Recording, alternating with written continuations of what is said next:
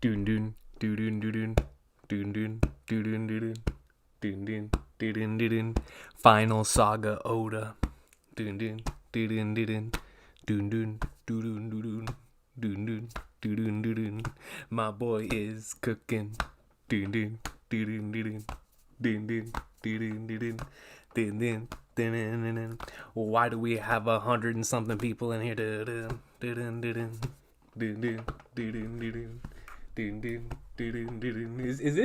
Is this just what it is, bro? From here on out, is Final Saga Oda just moving different?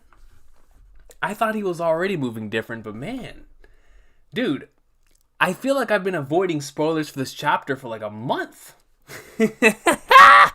Yo, man, dude, it's been like 100 years. Okay. First order of business on. Where's the camera? Where's the camera? Where are we, ladies and gentlemen? Here we are. Here we are. I feel like I haven't seen y'all in 100 years, man. How is it going, ladies and gentlemen? We're here for some big. Is the audio good? Is the audio good? Let me know if the audio's good, because we're going to be cooking today. Ooh, I cannot wait. Ronnie Williams, welcome to the Kingdom of Peak Fiction, dog. I appreciate you so much for coming to the Kingdom of Peak Fiction, man. It means a lot, Ronnie Williams. Thank you. Audio good? Audio's good? Skip the title? We gotta skip the title again? Oh. Okay. Alright, hold on. I know what I'm gonna do. I'm a man of the people. You know what I mean? I'm a man of the people. Here's the option.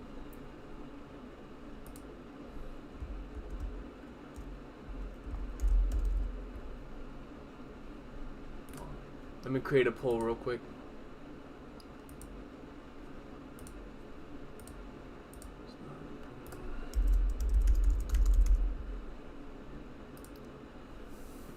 Alright, I put a poll up. Let me know if you want me to skip the title or not. Because it looks like it's about to be one of those. But while I do that, Ronnie Williams, thank you so much for the membership once again, dog. I appreciate you. Now let's see. Now while this poll goes up for the title, let's do the intro, y'all, because it's been a crazy week. It's been a crazy week, man. When I tell y'all that from like, man, I don't even remember, dude. It felt like it was Sunday night or something. Again. Where I was like, yo, you gotta avoid it at all costs. And I'm like, man, it's like, coming off of the last chapter, we just knew Oda was gonna be cooking. But when I was told, like, almost a week in advance to, like, you know, chill, I was like, dang, man, it's Oda. It's Final Saga Oda coming off of what was already one of the greatest weekly experiences of all time in Wano. And now he's just on his new grill, barbecue chicken all day, every day, like he's Shaquille O'Neal in his prime.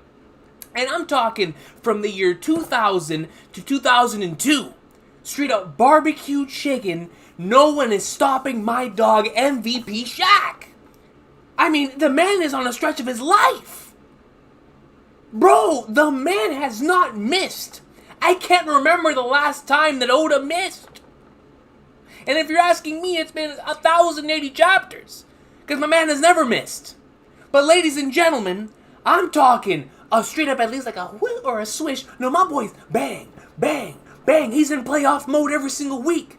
But for some reason here in the Final Saga, he's in Game 7 mode at all times. And so I'm sitting here, waiting, anticipating for every single chapter. And I just know it's going to be peak fiction. Why? Because there's a track record. And that track record every single week has led me to say that every single chapter of the best-selling manga in history, from the moment that chapter 1054 dropped until the day Oda decides to close the doors, until the day that Shueisha's holding on to my boy's leg as Oda's climbing up the ladder. He's like, yo, I'm out of here. It's finally time to go spend time with my kids, with my wife, with my family. Shueisha's gonna be like, Don't leave us, Oda-sama, Oda-senpai. And yet he's gonna be like, yo, I'm out of here. But while I'm out the door, on the way out the door, I'm gonna leave something that would have Shakespeare shaking. I'm gonna leave something that would have Picasso being like, whoa, there's a sheriff in town and his name ain't me. Alright, because my boy Oda, each and every single week, is cooking cinema. He's cooking literature. And that's why chapter 1081, I have no doubt in my mind that this is going to be absolute goat raw fire and peak. And we are here today for not just any series, the second best-selling comic of all time. Clark Kent is getting his one of these days, and considering how hard Final Saga Oda's cooking, it could only be tomorrow, the next day, or the day after that. But we coming. Oh, you better believe we coming. I went to Walmart today. My local Walmart that I've been going to for the past like 20 years. Alright, and for the first time, I saw a One Piece volume there. I saw a One Piece shirt there, and I was like, Mama, we made it. Mama, we made it. We out here. We are Big Wally. Why? Because we're here to experience that one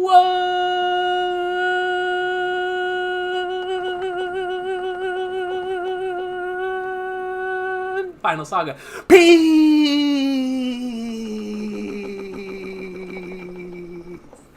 Dude, it feels so good. It feels so good to be here talking about the greatest series, man. Like, dude, I did not expect the chapter today. I was like, today's gonna be my Oshinoko day. Well, shout out to Oshinoko. Crazy series. Crazy series. I was like, today's gonna be my Oshinoko day because it comes out on Wednesdays. But the greatness came out today, too? Like, I mean, let me check the poll. Yo, someone dropped a 25? Hamsterdam coming with a 25 and he says skip title. Well, I mean, if my dog is coming in here with 25 bones, like he's got a bounty on my head, I'm gonna skip the title, I might just skip the title. Alright, Hamsterdam, I appreciate you for the 25, brother. And it looks like 74% are saying to skip the title. That's more than last week. Oh, Lord, what in the flying flaggers is this title? What in the world is this title? Alright.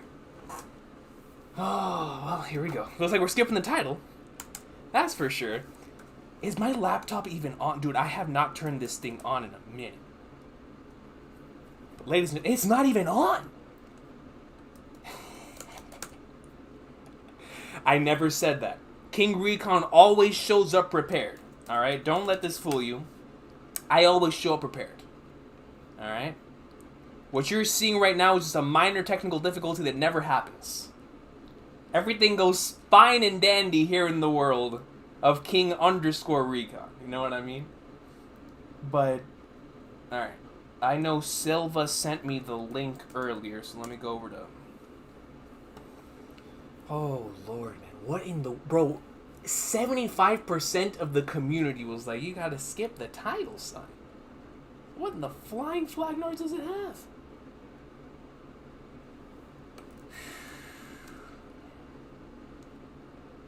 Don't even want to fathom when the flying flag nords the title could be. Like, this is Final Saga Oda we're talking about. You know what I mean? Is there a color page? Hold on.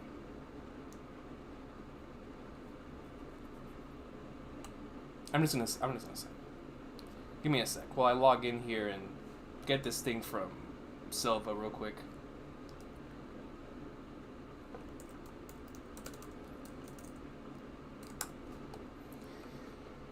Alright. Silva, man, once again, I appreciate you for taking time out of your day to send me this link, brother. One Piece chapter 1081. Here we go. Is there a cover? I think I see a color page down here. There is. Oh, that's going to make it... No, that's going to make it harder. Ah, flag nerds. Okay. Alright, here we go. So we have the king...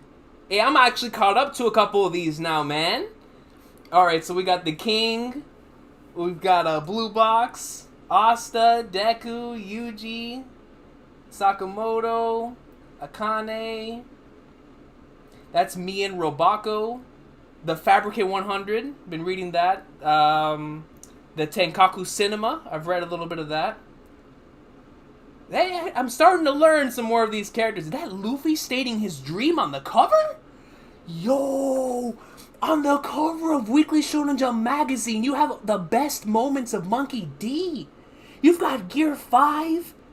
You have Luffy stating his dream. You have the scene with Chopper. Bro, I feel like if I ever saw this, I'd have to put it on my wall as a poster. Are you kidding me? The King's best moments? Chapter 1010. The Momonosuke scene. I think that's the Gear 4. Oh, man. They got Luffy's best right here, dog. That's clean. The Arlong Park moment. I just... The thing is so small, I can't tell. But... Is there a color page, too? Color? There is a color page. Oh, man. Now that's just dope. That's just... This reminds me of the type of color pages we used to get at the beginning of the time skip.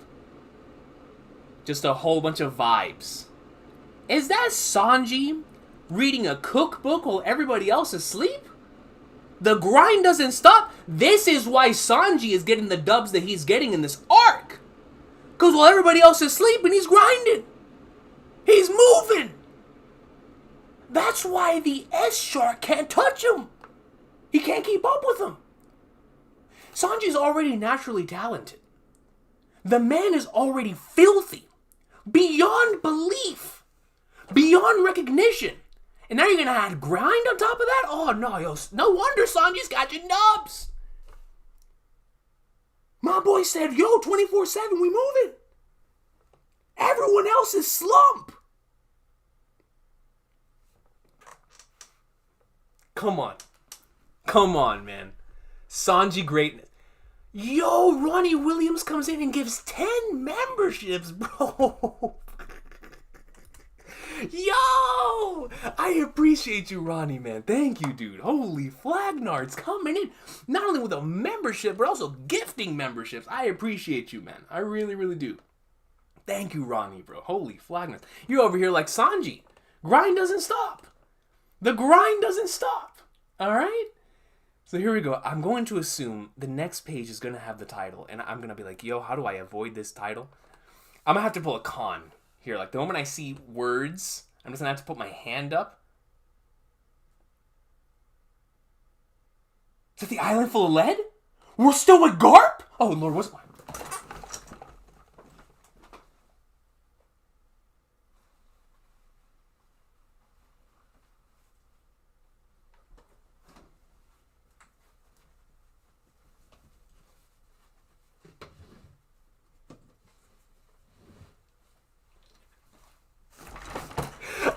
Yo, I got, ladies and gentlemen, there was a new Santa hat on the thing, by the way. Look at your boy, look at your boy. But yo, I couldn't find the other one. Screw it. First thing I could find.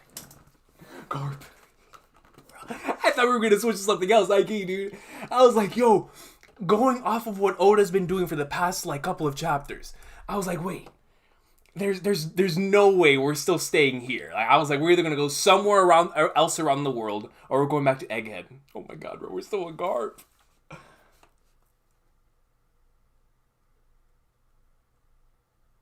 Okay, I think we're good. Where will this battleship land? And I have my hand over this part of the screen. Perfect. I think that's what the title is. So we have the Conqueror's Coded Blast coming in. Let me go ahead and speed up the screen. Yes, sir, your boy missed the title. I'm too good for the title, man. Listen, I've been in the game for too long. My observation hockey is on the level beyond Katakuri. My observation hockey's starting to reach that Shanks level, baby. That looking into the future. Good old, the 10 seconds? I'm looking 10 minutes. 10 minutes. You don't want to see my observation hockey, boy. I'm out here. I'm going to have that Yasop. Yo, look at Garp in this panel.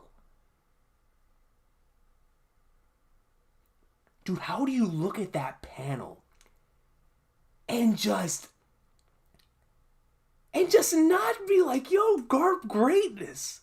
My man is holding his fist up. Electric Conqueror's coding is emanating out of it. I mean, I feel like I'm going to get knocked out myself. You see the individuals of the island flying. as Garp is holding on and Conqueror's coating is leaking out of his fist. It's gonna crush us. Is that my boy Groose? Clay ordination. So Garp lands. He finally lands. The ship still has not landed. The man has pretty much destroyed the island full of lead, or at the very least the sector in which they were in. And he finally landed, and the ship is still in the air. Let's go, Prince Groose. You're one of my favorites from last chapter. Is that Tashigi? Yo, a Tashigi sighting for 2 weeks in a row? Call this... God, at this point you call it Punk Hazard, or maybe even going back even further than that. Call it Logtown, you know what I mean? At this point. So, we have Tashigi and the rest of the Marines here holding on for dear life.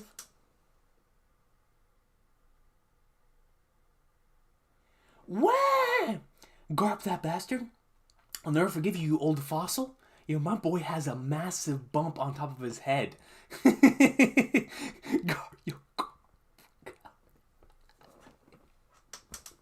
Yo, Garp moves me, man. Garp really, really moves me, bro. This man shot a Conqueror's coded attack from the skies like he was Enel. I mean, straight up Mamaragan, the Conqueror's coded blast. And he knocked out everyone here. I mean, look at their eyes. Looking like Broly from the original legendary Super Saiyan movie. Listen up, you snot-nosed pirates.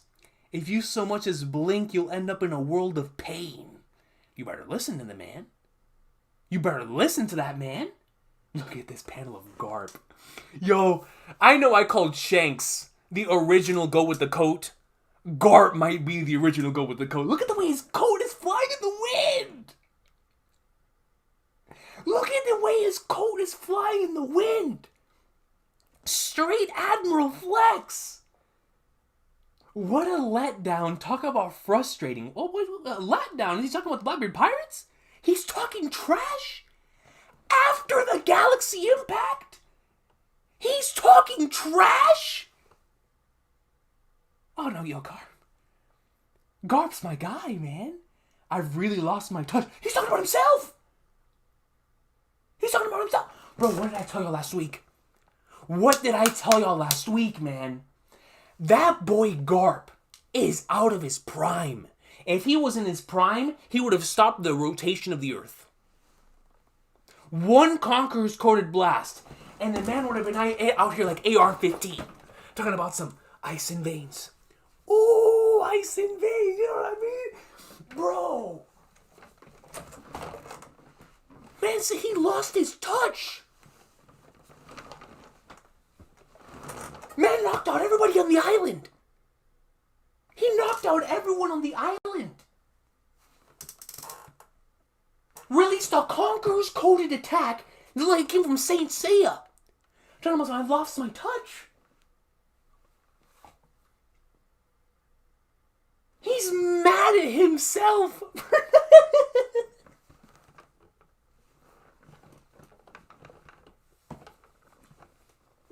Garp. I'm telling you, now we know why Edward Newgate with his massive mustache pulled up to Marineford, called everyone else by their names.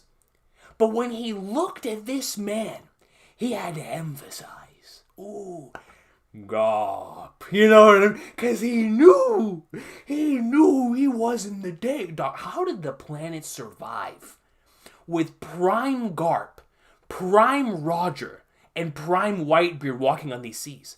How did the planet survive? And rocks! How did the planet survive? How did the planet survive? I've really lost my touch. You've got to be kidding. That wasn't enough destruction for you, old man? Not in the slightest. Vice Admiral Garp. Kobe, you don't look too shabby. First and foremost, we were talking about this in the afterthoughts. Kobe's not getting knocked out by this attack, man. He's coming right back up. He's the child of prophecy. That man is the chosen one. He's the chosen one. Ah, Kobe, don't feel shabby. Of course, man, hell, Mappo, dog, he's gonna be so happy for him. Kobe, I'm so glad you weren't murdered. Groose. Dog, Groose has one of the most fire designs, man. I'm telling you, son. And he's got his clay dude behind him, his Yu-Gi-Oh monster, the Golem. Garp's son sure is a naughty boy running wild like that. Is that old girl?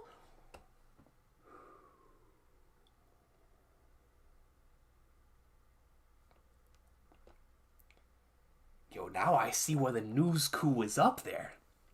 Because I see some big news before me. You know what I mean? Yo, man, I got some big news. Yo. Hey, the Marines, man. The Marines are out here. Kujaku, talk to me. Groose, talk to your boy.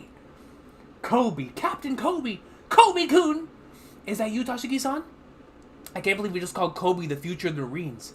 I can't let him get ahead. And of course, they're treating Kobe like a rival, right? They're like, yo, this man, Prince Groose, has a John Cena chain? He's got the OG John Cena chain? Nah, with the fur coat on? Yo, Groose drip top 5. Groose drip, bro, look at his hat. Prince Groose's drip is top 5. He's up there with Crocodile. Easy. Easy. Save whatever you want behind their backs. But you can't deny their bond is wholesome and cute. Say that again. Wow, not even non-sword members came? Yo, Hibari, dog. Hibari, last chapter, showcased the greatness that is in store for the future of Marines. She was out here turning those bullets into flowers from like light years away. Vice Admiral Kobe Senpai ain't safe yet. If he keeps running with that shackle on, he'll wind up dead. She's got an accent? I gotta add an accent to Hibari now? He ain't safe yet.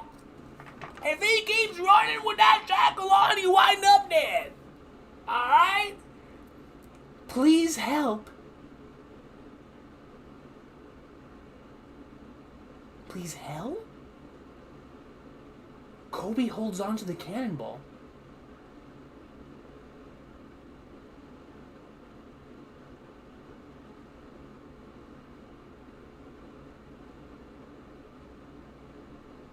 Is she disintegrating?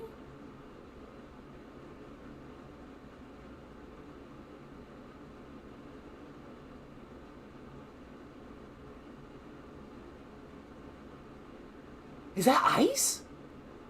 Is that ice, bro? Eva. Okay.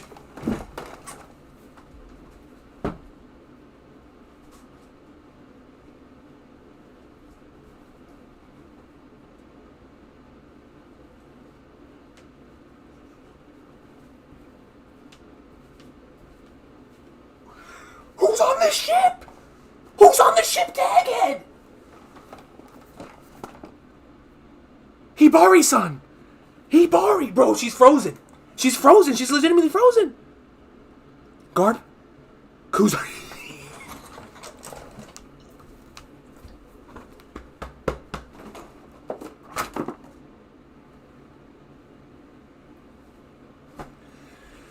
Dog.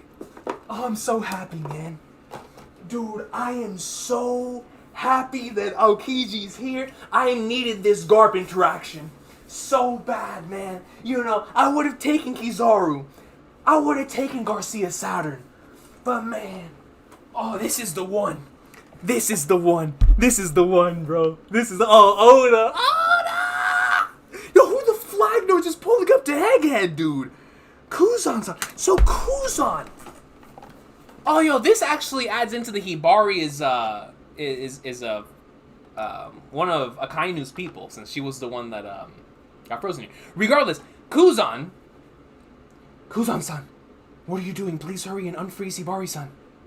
Yeah, it's Aokiji. Show him, Kuzan-chan. Let's hear it for Captain Kuzan. Of course, They're hyped up. They're hyped up for dog. Dude, it feels like it was just yesterday. I saw when this man Aokiji was pulling up the Punk Hazard, bro, and now he's in front of God. Dude, this man's here by himself, dude. It'd be a bad look if Kobe escapes while Teach is away. Teach.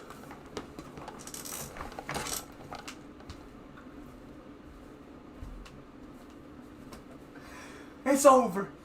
Egghead's gonna be top one. I can't deny it.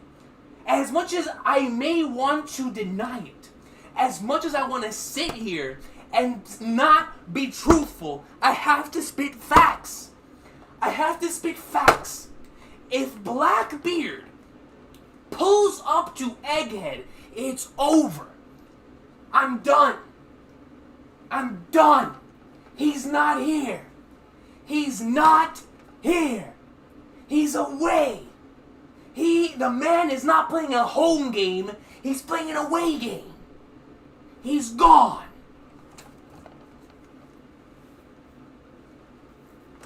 Dog. Kuzan's face. I feel like I have not seen Aokiji's face in like 100 years. We saw him in the cover. I feel like legitimately the last time I saw Kuzan within this manga, well, of course, was in Punk Hazard, but it feels like it was Film Z. That came out late 2012. Kuzan, man. And look at Garp's expression. He's got that one vein. For my Hispanic people out there, you know.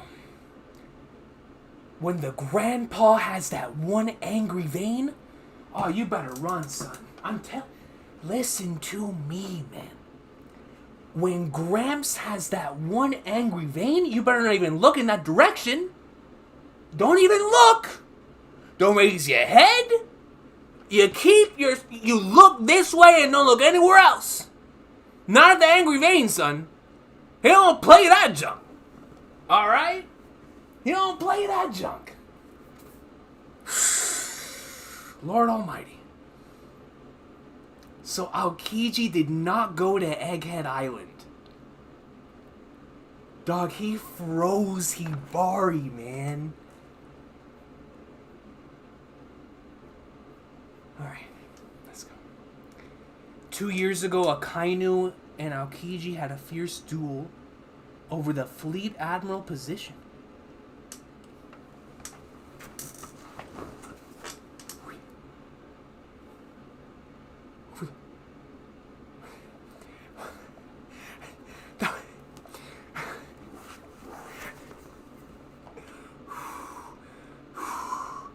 Yo.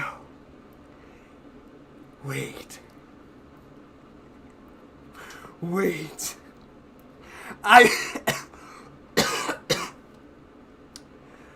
Aokiji flashback season?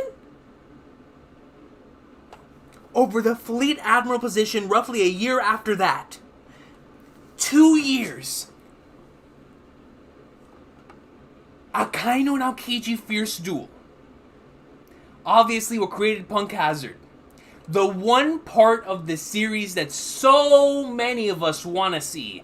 Whether it be an OVA, whether it be a flippin' spin-off manga, I don't care what it is, I want to see it. Over the Fleet Admiral position, roughly a year after that, on a certain island in the New World. So this is taking place a year after the Akainu Aokiji thing. Oh my god, we're gonna see a flippin' Kuzan flashback. What happened?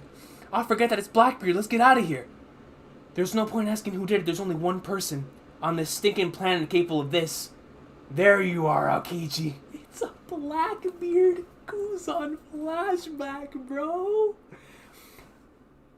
Where are they at?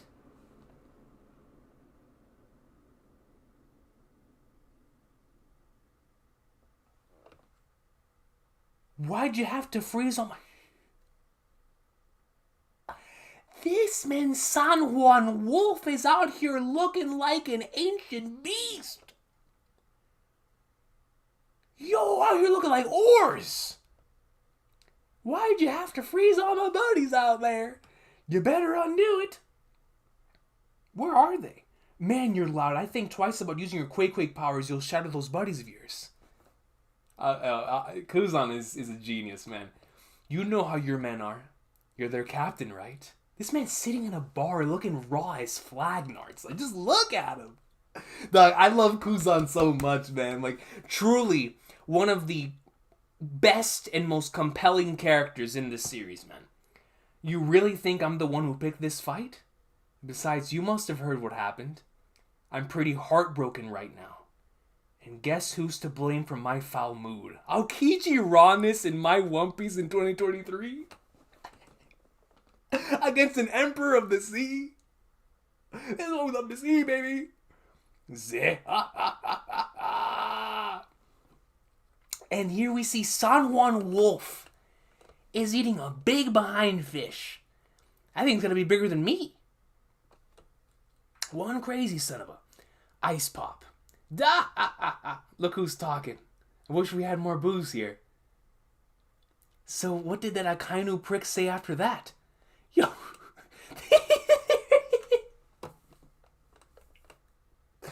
This man Aokiji's at the bar talking about what happened with Akainu in the battle. Why couldn't I be there?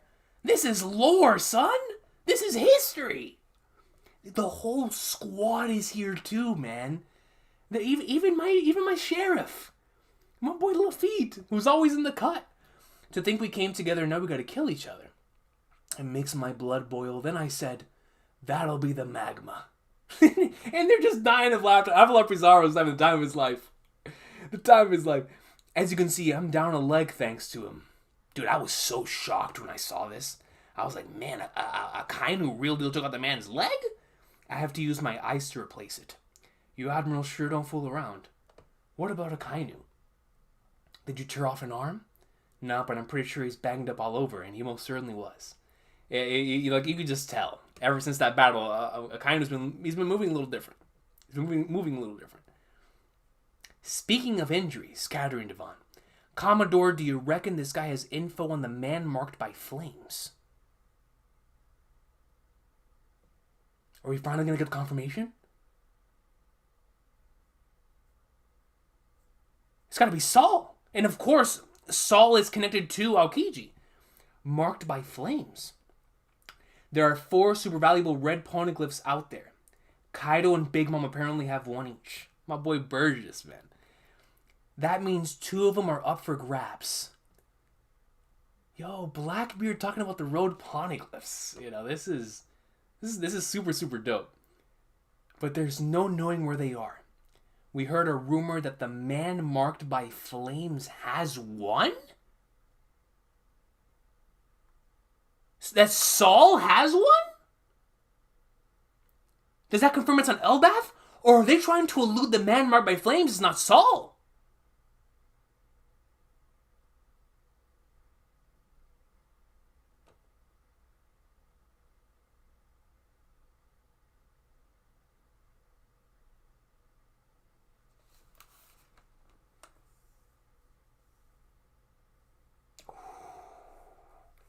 That's interesting, man.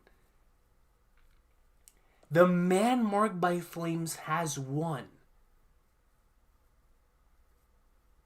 So either Oda's trying to imply that if we're putting the pieces together, that the final road poneglyph is going to be where the man marked by flames is. Which, if it's not Saul, then who is it? I do? Who's on? Of course, because he got burned by a Kainu. He just goes over, pulls out his suit. Not you. You only got that scar recently. Ho, man, yo. This is the one dude. The one dude. When he speaks, I listen. You know Lafitte spits, man. I just, ever since I first watched Jaya, I've always been a Lafitte fan. He's that dude. He's that dude. It is said that man can be found on a pitch black ship. A pitch black ship? The man marked by flames? And if anyone sails near, they end up swallowed by giant whirlpools. He may very well have a fruit power. We heard a rumor that the man marked by flames has one. It is said that man can be found on a pitch black ship, and if anyone sails near, they end up swallowed by giant whirlpools. He may very well have a fruit power.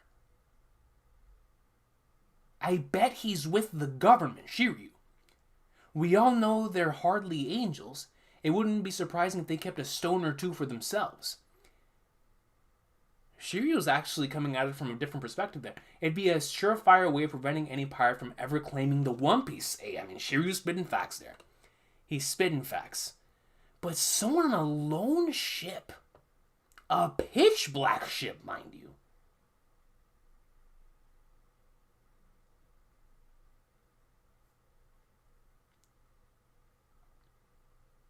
The poneglyphs hold nothing but bitter memories for me. I don't remember seeing any giant garish red stone at Ohara. What I do remember is a dear friend taking a stand against the government. A dear friend, man. I love Kuzan, bro. I really, really do, dog. And the traumatized eyes of a little girl, showcasing that he's still to this day regretting what took place in the Ohara incident, which is why I needed. But of course, Aokiji's now with Gart. But I would have loved to have that moment with Kuzan and Robin. If it doesn't happen now, allow it to happen later on, right? And hopefully Saul can be there as well. That forced me to take fate into my own hands. Like, it was that really took him to the next level, especially after the events of Water 70's lobby. Seeing what the Straw Hats did, it's like it started something, it ignited something within Kuzan, man. Still an all-time flashback. What's with the sob story? Commodore, what do you want to do? His power could be quite useful should we steal it. Yo, he went straight for the steal. Not come in and have him be on our crew. Let's just take the whole fruit. Kuzan looks back, and he's like, yo, I can hear you. I'll send you all back to the Ice Age. I heard you were done. I'll send you all back to the Ice Age. So if there was an Ice Age in One Piece that was potentially caused by someone who had this ability, then someone who had this ability froze ores.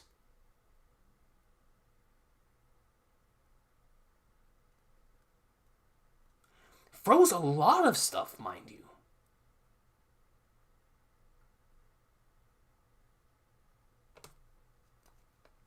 I heard you were hunting devil fruits. Bring it on. Hang on, Kuzan. My pal's just being an idiot. I wasn't planning on doing that, in fact. How would you like to join our crew? And he's doing the Whitebeard sun pose.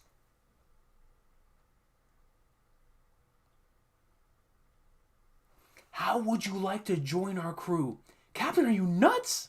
See, this is the type of stuff I love from Blackbeard. Because who else besides Luffy realistically looks at someone like Kuzan? It's like, yo, join my crew. You know? Like, oh, you'd be a fun guy to have around. Blackbeard's like, nah, man. I could use someone like you. You're basically out of a job, right? Got any other prospects? The Guardians of Justice dumped you, so what's next? You know, I live by a different definition of justice. This is crazy. So we got Blackbeard and Aokiji. Don't be a moron.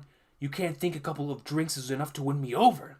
Hey, you've got pirates all wrong. We're just a merry band of chums bumming around together. We all profit from having our own agendas. That's what makes us pirates. So we're getting a look into Blackbeard's psyche here. What he believes pirating is. We all prove it from having our own agendas. And that's what makes us pirates. And it specifically goes over to his flag after that showcasing. That is the foundation that his crew is based on. You're free now.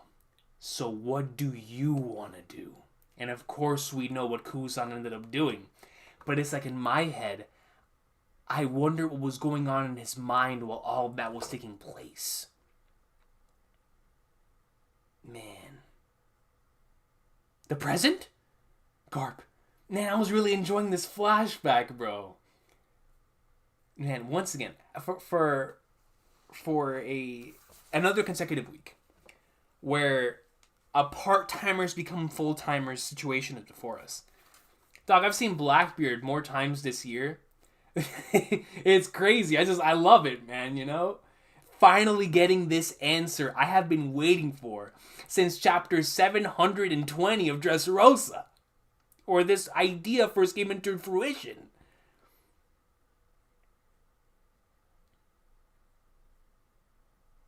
So Kuzan Garp, you'd better unfreeze Hibari. Let us take Kobe and get your butt back in uniform and dog. You see the Conqueror's coding coming out of his flipping fist, man. Oh my god. Kuzan gets in a defensive stance. Are we about to do this for real? Are we about to do this for real? You're as direct as ever, Garp-san. I've always loved that about you. And that's why I'm not going to do any of those things. I've decided to live life on my own terms. 10th Captain.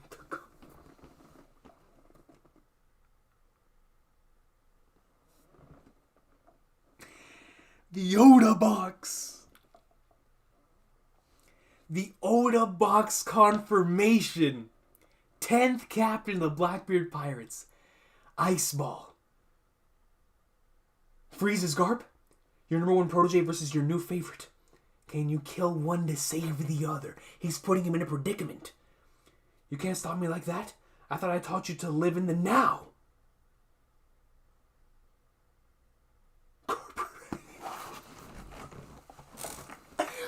Garp broke out of the ice. Not by shattering it with his hand. Not by... He just used Conqueror's Hockey to flex. Bursting out of the ice. Crack. It's not working? Listen up, Kuzan. Only weaklings. Only weaklings. He grabs Kuzan's face. Lose their way. He grabs his face. What is he doing? Is he going for a choke slam? Lose their way. Blue hole? He just sent him into the core of the earth. Garp is different. Garp is different. The Monkey D family moves me. They move me. The Monkey D family moves me, dog. Man, this is... I don't gotta see anything else in the entire series. Dragon is without question him. He's him. He's him. How could he not be when he's in the middle of the two biggest hymns in the verse? He's in between Monkey D. Luffy, the greatest who ever did it, and flipping Garp. Garp just chokeslammed an admiral.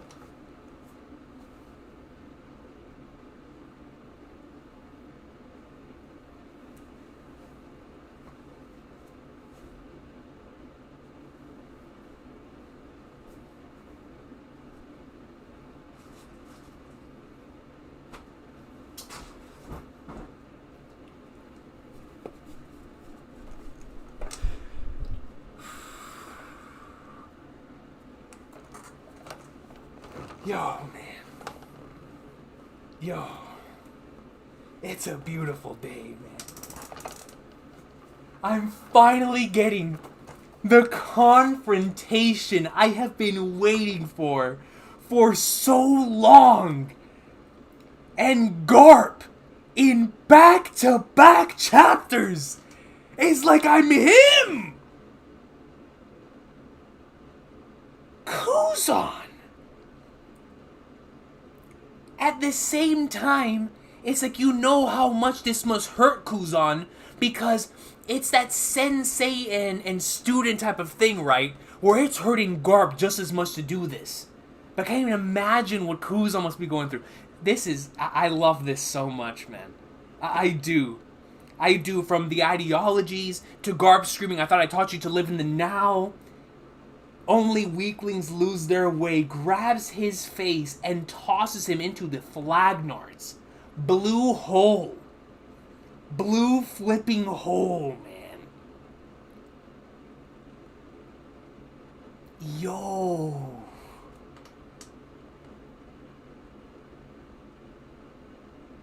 Garp.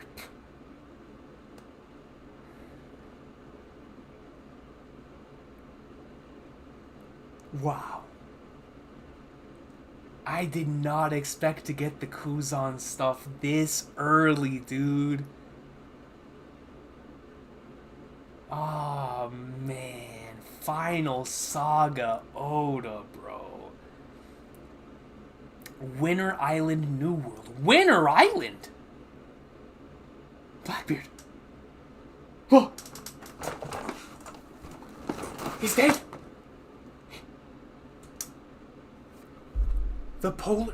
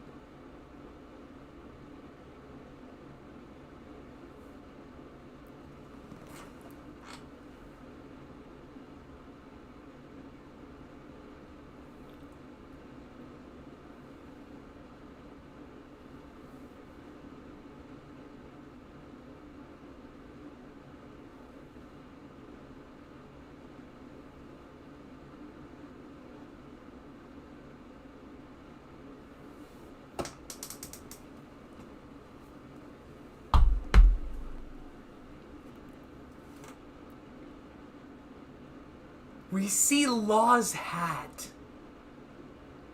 And what follows it is the narrator. Dog.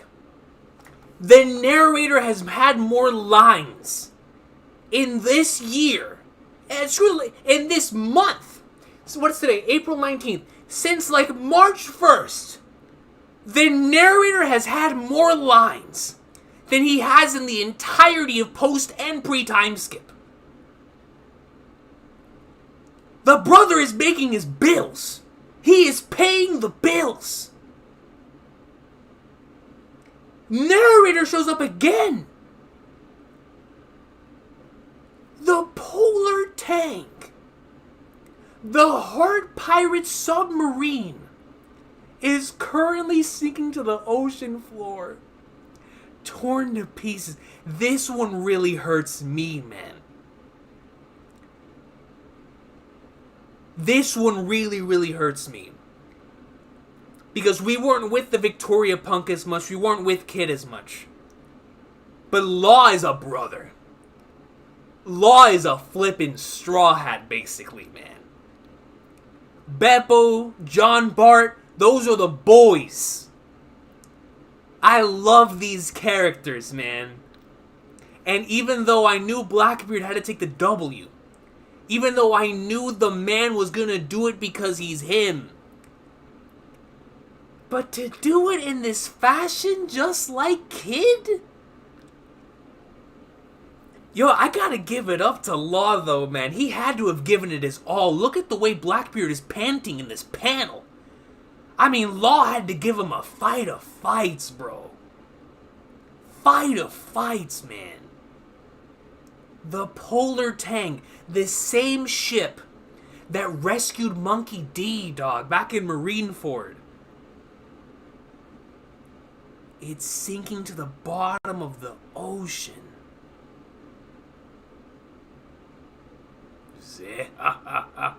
Without a ship, you can't even call yourselves pirates anymore, let alone escape. Oh. Dog, Law looks worse than he did when Dofi filled him full of holes. Man, look at Beppo.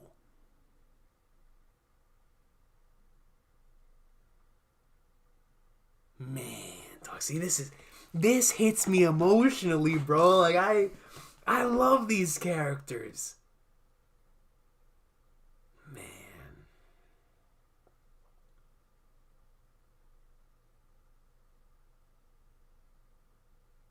The owners of the 100 hearts you stole at Rockyport are still living on Pirate Island.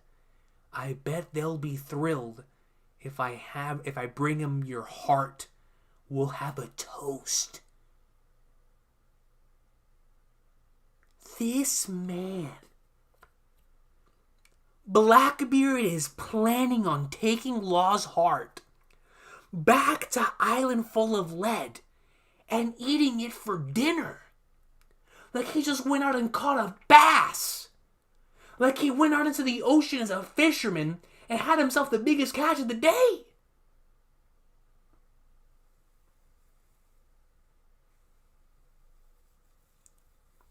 I love his savagery, but that's my dog Law, man. Wow, son. You really made these? I can't guarantee it'll work, okay? Chopper? Is it a flashback? Beppo eats something. What is he eating?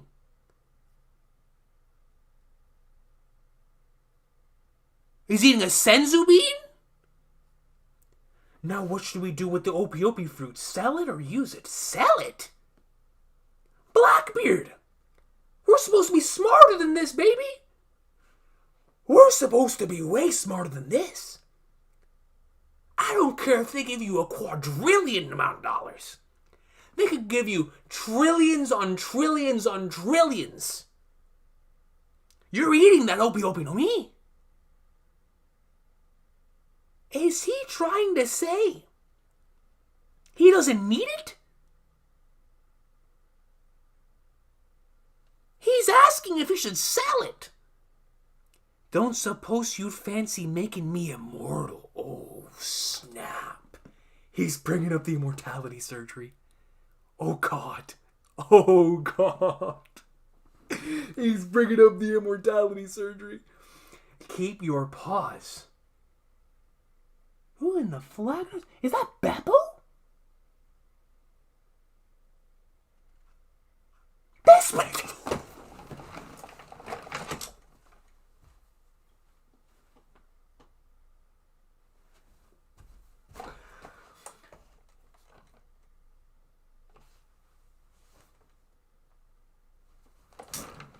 Bro! How did we go from an immortality speech to Cocaine Bear? Bro, look at his hair! Yo, he looks so fresh! Dog, Beppo looks like a flippin' Pokemon, dude. This is crazy! Look at his hair! He's in Sulog form!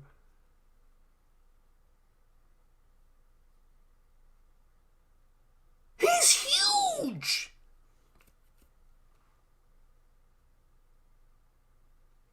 Bro, I didn't notice how big he was until I saw him slice Blackbeard. This man is massive! Bro, I can't get over his hair flowing in the wind, dude. This man real deal turned into the Cocaine Bear. Off the captain. Get your paws off the captain. Goes in, slices Van Auger and Blackbeard. Blackbeard is shook. Did he go Sulong? Yeah. No way, there's no moon. The Rumble Ball. So if he activated the Rumble Ball, is this his, like, Berserk mode? But it seems like he's still talking. So is this kind of like what Chopper did in Annie's lobby, where he just lost the control in the Monster Point form? This man Beppo, bro. Beppo catching dubs. Yo. Beppo has more licks on an emperor than like 90% of the verse right now, dude. Beppo. He caught Von Augur and Blackbeard. Got him slacking. Arg. Winter Island, New World. Crap, they're escaping by sea. On this day, the Heart Pirates. Go back, Beppo. We can't abandon our crew. We can't go back, but trust them, Captain. From the freezing ports of the north till now, we've always survived. None of us will let it end here. Beppo. Oh, Beppo. Beppo forever solidified. All-time MVP. All-time MVP. If they lived to see the next day, Beppo was all-time MVP. We've overcome so much together. So don't you dare die, Captain. Please don't die. Led by Trafalgar Law, were soundly defeated. Narrator. End of chapter. But they didn't die. And he's trying to get his boy to say, Beppo is out here having the killer performance from Wano. This dude witnessed the entire crew get annihilated. Beppo witnessed Blackbeard take out his ship. He witnessed him take out Law. He witnessed him take out the whole crew. And rather than submitting at his mercy, my boy goes into so long monster state and says, I'm getting my captain out of here. Oh. Flipping Beppo, son. Yo. Dude. That's my dog, man. Wow. Dude, already I'm like, man, no wonder the Egghead incident is considered the way, like, in the grand magnitude that it is. Law and Kid defeated on the same day. If this is... Think about it like this now. Law and Kid were defeated on the same day. The same day. And Oda had this happen before the events of Egghead Island. What in all of Onigashima does he have in store for Egghead Island? Law and Kid have been defeated soundly. Losing their boats, their ships, their crews are at mercies of the emperors. In the midst of this, Kuzan and Garp are going at it.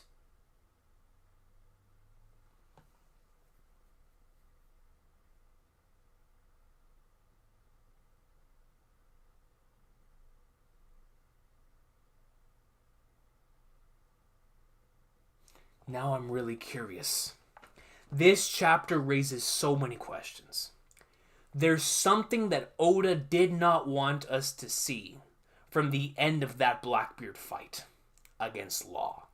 And I'm going to assume it might even have something to do with the reason why he thought about selling the Opi no Mi.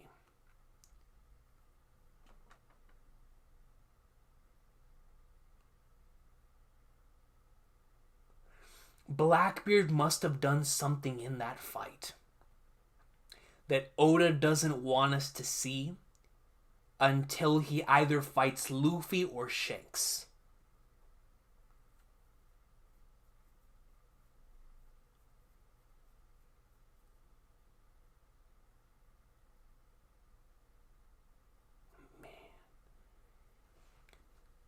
guys, I don't know what to say.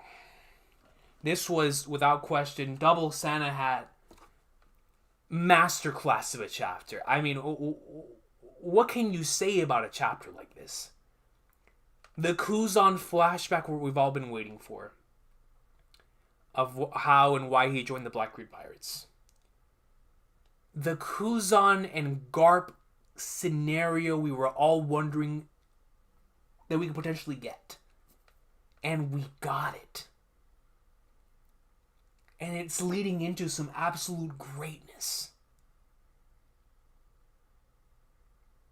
But then we also get the end of the Winter Island scuffle, and I'm so happy that we got this just in general, because I was wondering, is Blackbeard on the way to Egghead? No, he's still taking care of the thing here at Winter Island. So now I'm really curious as to who's on the flipping ship.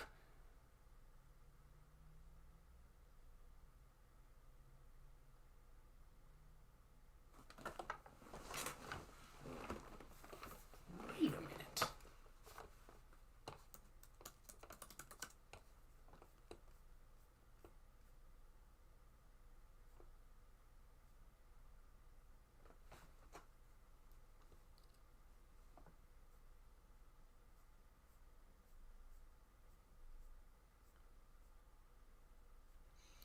We don't see Blackbeard's ship anywhere. So it's gotta be Lafitte and Devon. It's gotta be Lafitte and Devon pulling up on Blackbeard's ship to Egghead Island. Man. Dude.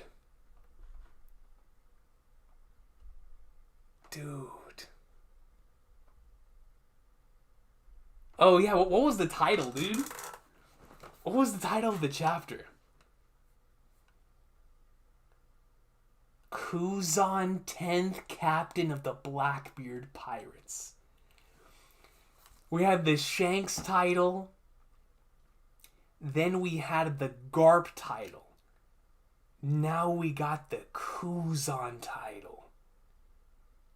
So it's just gonna be non-stop. What is next? Next chapter, for all we know. Man, to know that this chapter wasn't the Blackbeard title scares me. Because Blackbeard hasn't gotten his quote-unquote chapter yet. For out of this stretch. That's terrifying. Wow, what a chapter, dude. Seriously, man, what a chapter. All in all, beginning to end, it was a massive, massive roller coaster. And this man marked by flames having a poneglyph. And if anyone sails near, they'll end up getting swallowed by giant whirlpools. I'm just so interested, man. So fascinated. Wow. Peak chapter. Hollow Samba comes with membership for 13 months. It says, Conqueror's coded / lower corner sunk the submarine. Oh, Conqueror's coded / lower corner sunk the submarine. I see, yes. A Conqueror's coded / Dog Beppo.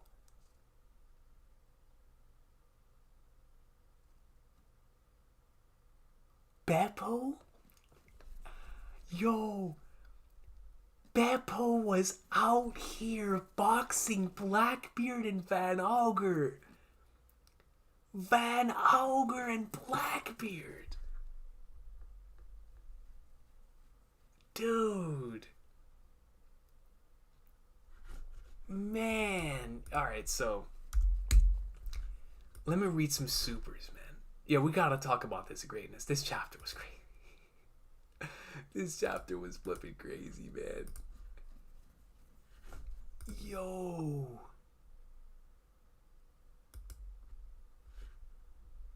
Oh, man. Oda.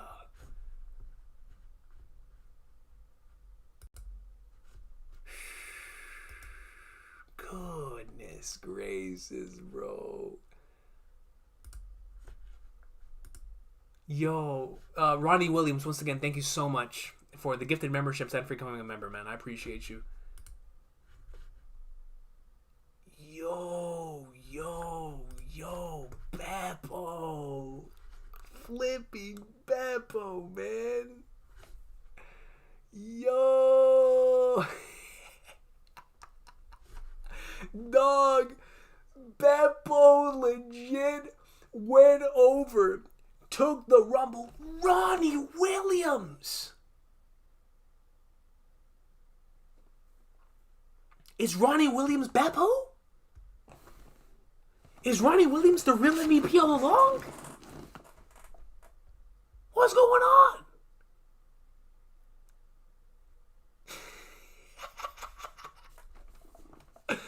Yo! Shout out to Ronnie for gifting another 10 memberships. Seriously, man. Massive dub, Ronnie, man. I appreciate you, dude. I appreciate you. Alright. So, once again, Hamsterdam earlier did the 25 super chats. They skip the title. We skip the title. Darth OB comes in with a 2 and says, skip everything, skip the hype, skip intros, read chapter. So Darth OB was like, yeah, just get straight into the chapter. And then he says, with a 2, says, have to read the title, though. Read it afterwards. For another 2, then Darth OB comes, Darth OB was going in.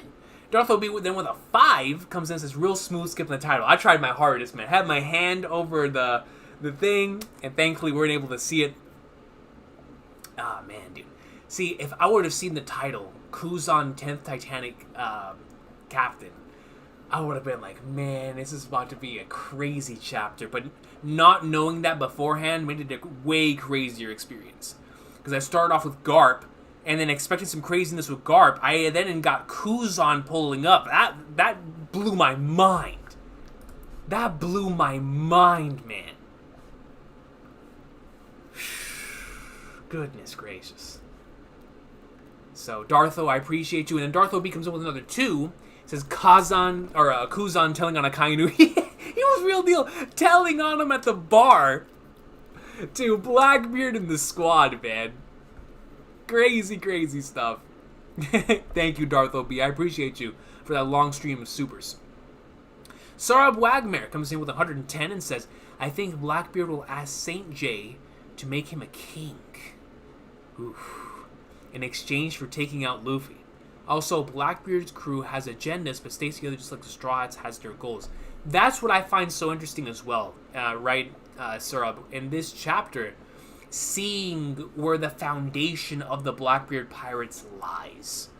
And also, whenever we penned over the flag, it really started making me think, because obviously within this chapter, we got several indications of Blackbeard understanding that each member of his crew potentially has different agendas from his own, right? And it made me think about the Straw Hats dynamic, just like you said, where each individual member of the Straw Hats has their own dreams, but they're all secondary to Luffy becoming Pirate King.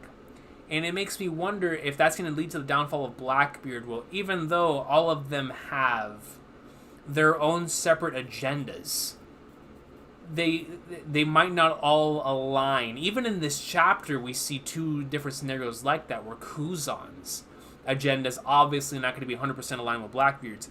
And even Lafitte was like, yo, Teach, what are we going to do about his fruit? Are we just going to steal it from him, kill him? Like, what are we going to do? And I thought that was very fascinating.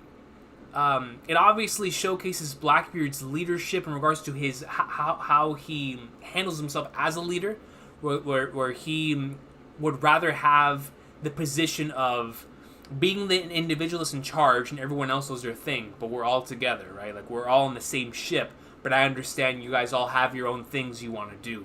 And now I'm really interested in seeing the rest of the Blackbeard Pirates in regards to their agendas and what it is they want to do, because I find that to be very, very interesting. That was definitely one of the more interesting parts of the chapter, which the whole chapter was interesting, but that and the Man Marked by Flame stuff was crazy to me. So, And then, just like you said, if that would be very interesting if Garcia Saturn were to think about making Blackbeard a king, which is why he specifically wants the island full of lead to be his, right? That could potentially be his country. I could see that being the case. As a matter of fact, we were talking about that. Man, I've been in a few podcasts in the past couple of weeks. I don't remember which one we were talking about it on, but it was on one of them. It was on one of them about that possibility as well. But thank you, brother. I appreciate you. Amir Jalisi comes in with a 5 and says, just started today's fast. Going back to sleep now. Can't stick around for the stream. I appreciate you for even coming in and leaving this. Like, I really, really appreciate you. Sending love to everyone here. Have a great day/night. You as well, Amir Jalisi. You as well. Thank you so much. And I believe you're an Arsenal fan, right? Prayers on your end. Because it's looking kind of crazy over on your end of things in the league. But regardless, Amir Jalisi, thank you so much for the 5. And I look forward to seeing what you think about the chapter. Then Sarab Wagner comes in with a 44 and says, Garp really chokeslammed him. Yo, Garp legit took him up like he was The Undertaker. And slammed him right down on the ground like he was having a buried alive match. It was crazy, Sarab Wagner. Thank you for the 44. Darth OB comes in with another 2. Shout out to Darth OB. He says, I love how you're swinging your laptop around. I couldn't help it, man. Kuzan and Garp boxing? Like, this is what I've been waiting for. Like, it's just, I really wanted to know how that clash would go, considering I'm a sucker for student versus master dynamics, especially when they're done really well. And to know, like you said in this chapter, your number 1 protege versus the future of the Marines, like, what are you going to do? How are you actually going to go about this? And I'm so excited to see the future of Kuzan and Garp in regards to the result, what's going to come out of this, what's going to be weighing on Kuzan's mind. We see that the O'Hara incident is already leaving him in so much regret. How is he going to feel after this Garp scenario? Like, what's going to happen? There's such a fascinating part of the series, man, and this chapter just made it even more interesting. Thank you, Darth OB. Then Leo with the very first super chat over on the channel. I appreciate you, Leo. Says with a 5, Law versus Blackbeard lasted hours. Did it really? The York flashback in 1079 said hours earlier. And it was when she closed the Frontier Dome. But Law versus Blackbeard was well before that. So Law lasted hours? Law's crew lasted.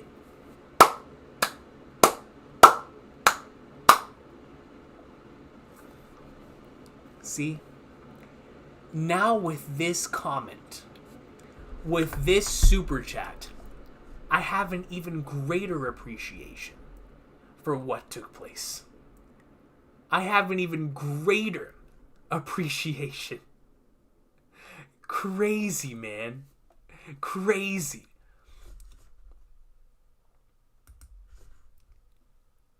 Blackbeard's crew was going in for hours. And Law's crew did their thing the entire time. Thank you, Leleo. I would not have caught that until I went back and reread the arc. That is really, really cool.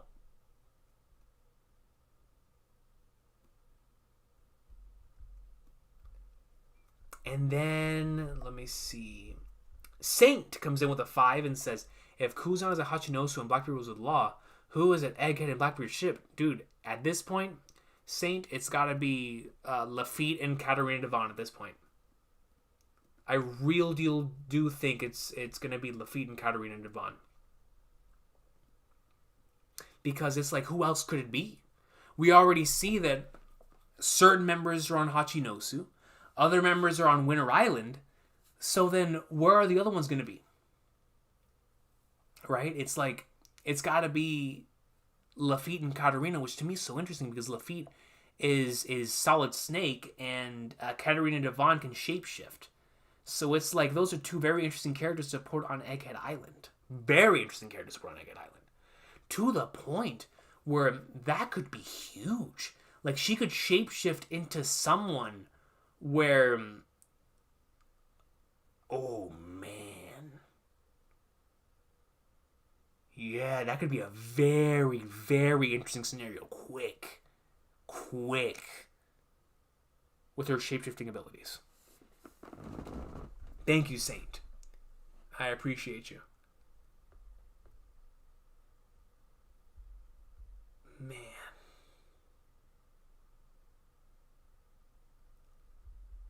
Yo.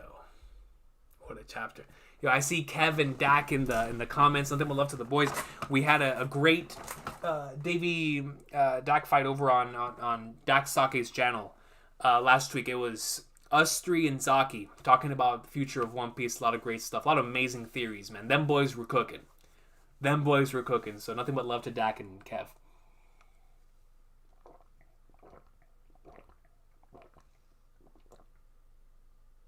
We're on break?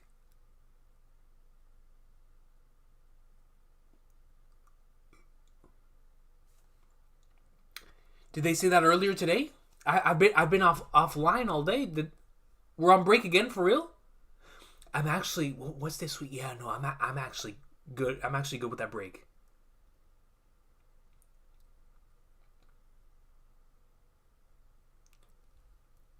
If we're on break, I'm actually good. I have finals next week.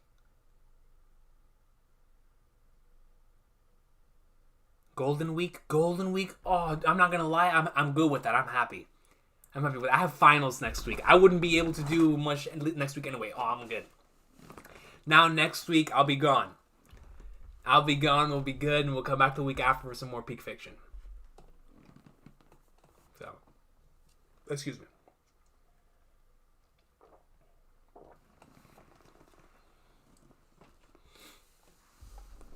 Kid fans in the mud. Oh, Lord, kid. Law versus Blackbeard lasted hours. Beppo was out here cooking on Van Auger and Blackbeard, man. Holy flagnards.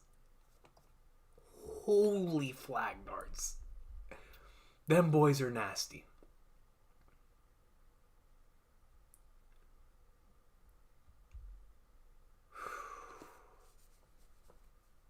Lord.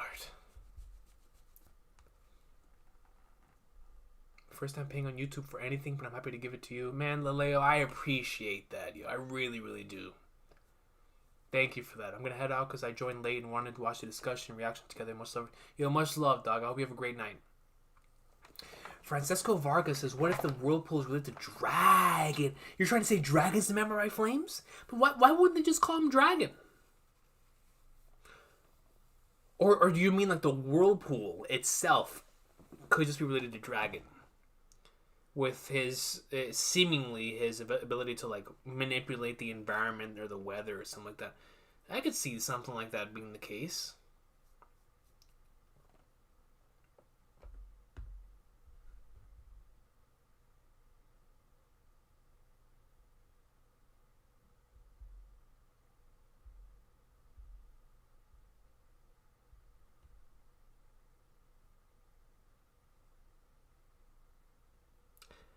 Valtos, I have to say though, people jumping too fast to downplay Kusan just because Gar pushed him. Two reactionaries not even bleeding, come on. Valto, I think I'm actually on the side of what made that part so compelling is the fact that, of course, Garp did that in pain, right? Like, significantly in pain, having to do this to his protege. But it almost felt like Kuzan allowed him to do it as well, right? Like, Kuzan, obviously, I mean, he's a very chill individual, but it most really did feel like whenever that speed blitz was coming, it was one of those, like, reluctant, I deserve this type of punch for what I've done, right? I've deserved this. And it feels like we're going to see a different Kuzan the next time we see him, where he's going to be like, man, it's like, do I really have to fight you? Like, he still seems very hesitant. Even though he did the ice ball, he put himself in the defensive state. It feels like one of those fights where it's not only emotionally driven, but also we have to think about the characters and their motivations and how they're feeling on the inside.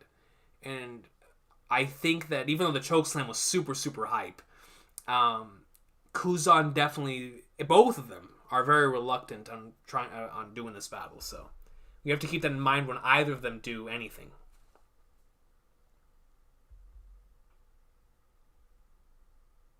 Ashen Samurai Jiro says the world's not ready for Chopper Sulong. Dude, after what I saw in this chapter, Chopper Sulong is going to be basically... There's going to be 2 Gear 5 Luffys on the screen.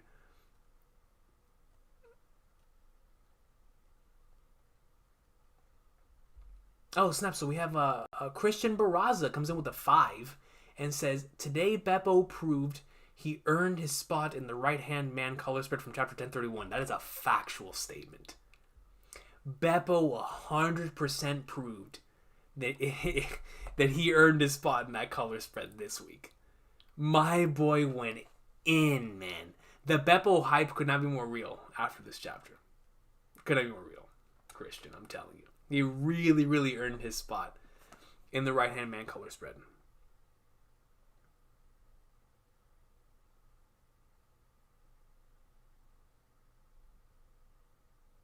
But thank you, Christian. I appreciate you. Michael Mickles, man. My boy.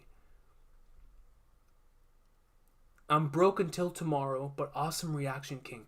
Michael, man. Brother.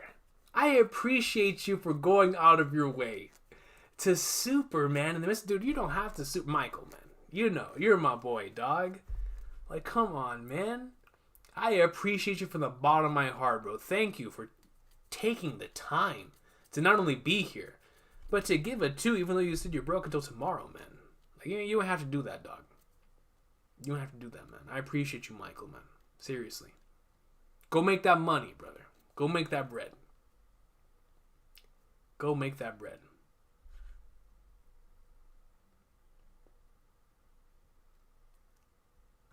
But I appreciate you so much, Michael, man.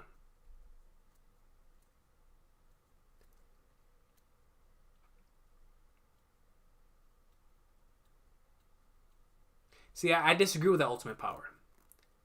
I disagree with that because specifically with characters like Kuzan, there's a lot when it comes to what they say and do that is completely in contrast to how they feel. There's a lot of subtext that goes into Aokiji as a character, just overall and what he's done throughout the course of the series. So, even though he says he may be firm in his decision, I still believe there is a way to shatter that.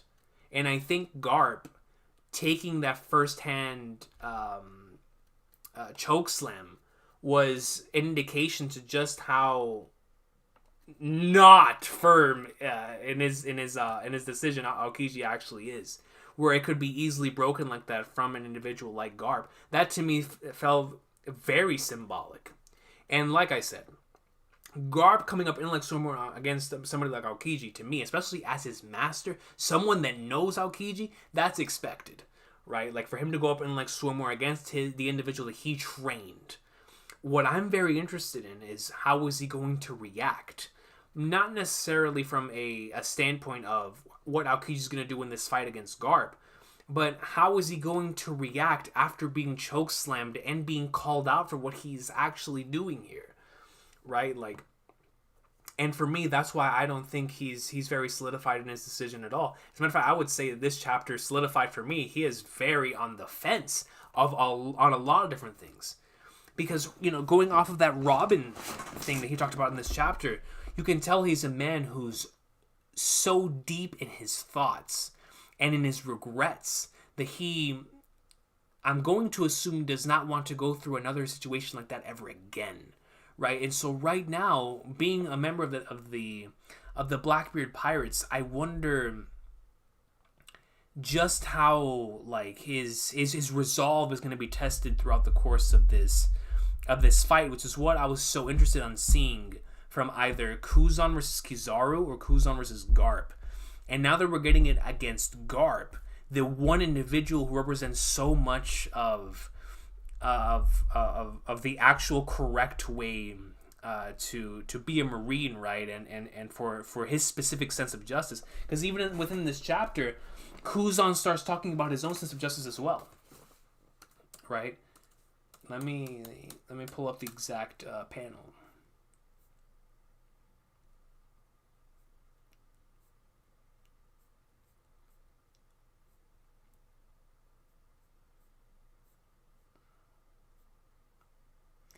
So you know I live by a different definition of justice. The Guardians of Justice dumped you, so what's next? And Kuzan's like, yo, you know I live by a different definition of justice. And I wonder what that entails for the rest of the series. Because obviously the sense of justice from one side of the Marines and another side of the Marines is completely different.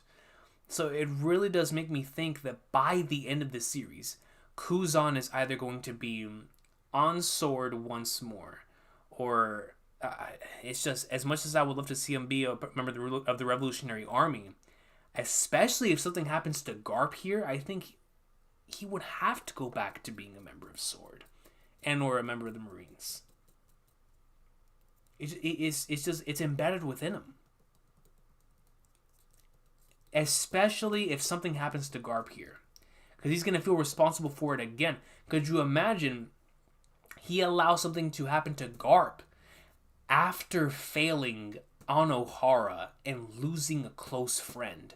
Then he solidifies himself, supposedly, against his master, against the individual who taught him all of this to begin with. How would he? That's what makes Kuzan such an incredible and compelling character. Is the fact that we can have conversations like that, and you know it's gonna have payoff. After this chapter, you know for a fact it's gonna have payoff. This chapter was payoff to a good portion of the post time skip until now, while also setting up a lot of greatness later on.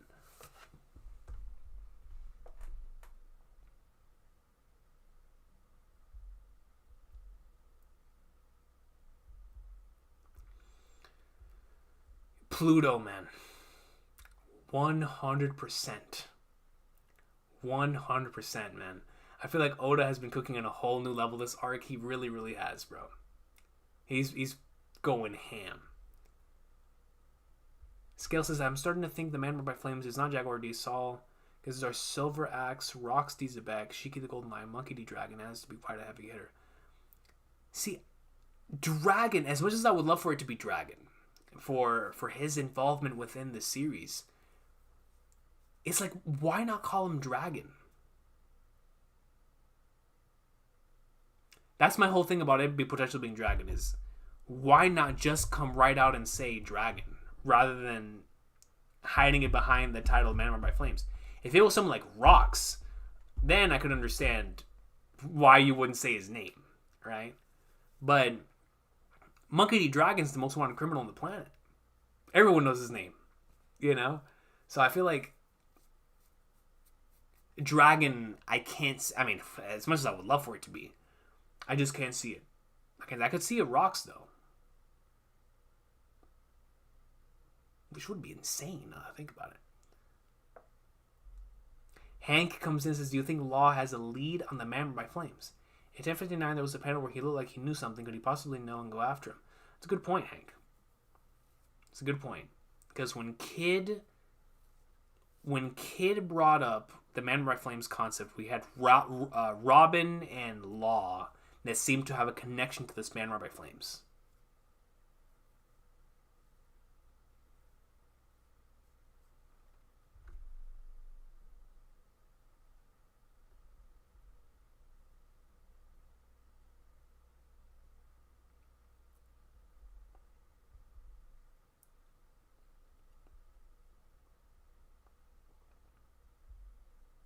Right.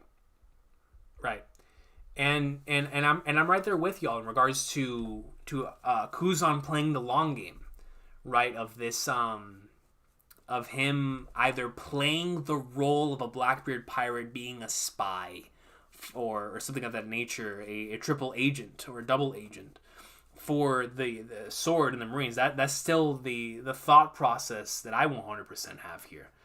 But once again, I don't think that is a something that is from above. I think that's from within, which is why I believe it's so compelling. This is an internal conflict, right? Where Aokiji has to make a decision. Kuzan has to make a decision on where his allegiance is really going to be paid towards. And even though I do believe it's always going to be with the Marines, I think it's very interesting that he would be willing to go under Blackbeard for whatever it is that his goal is coming out of this. The mere fact that he's willing to do this fascinates me to no end. It really does.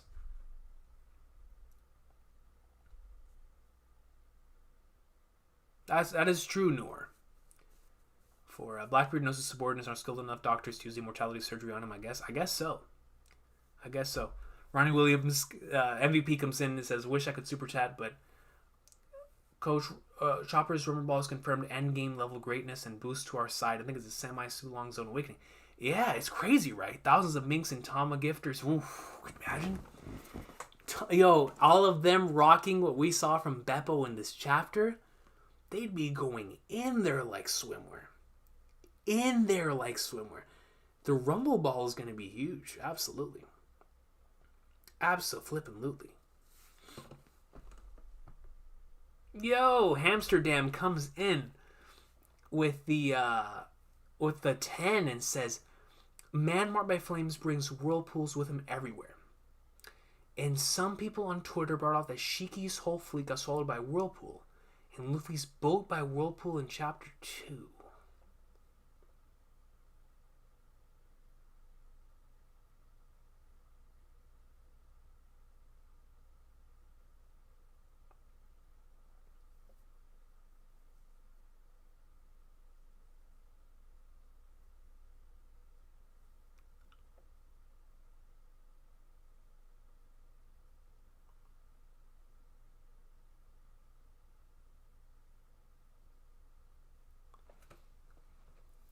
That is a fantastic point.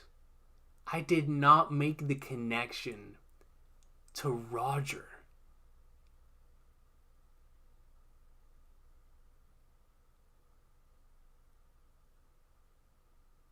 And then he comes in with another 10 and says, probably not connected, just throwing it out there.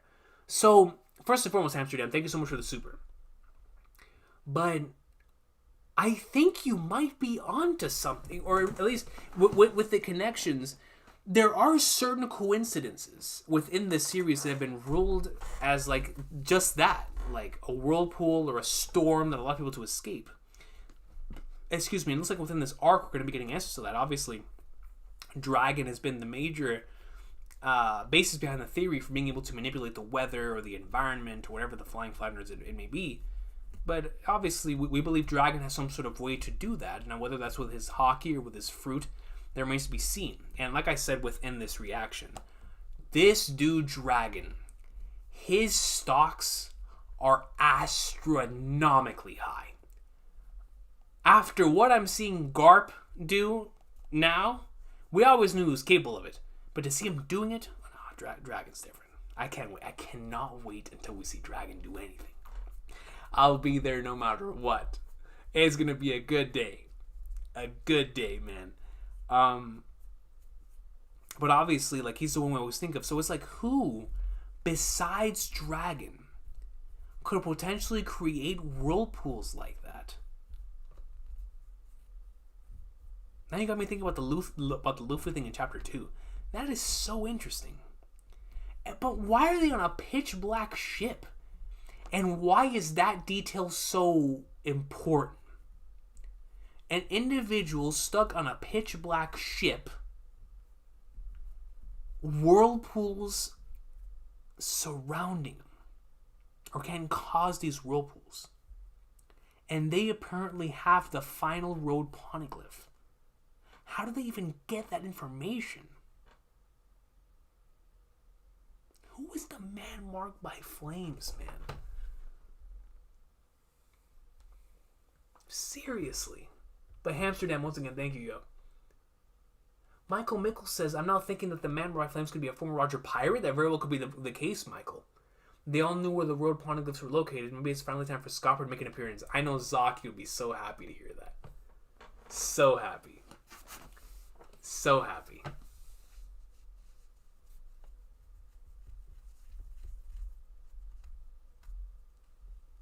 Man.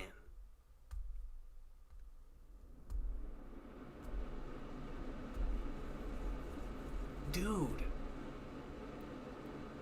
if it is a Roger pirate, and they contain the weight of the final road poneglyph, why are they stuck on a pitch black ship in the middle of the ocean?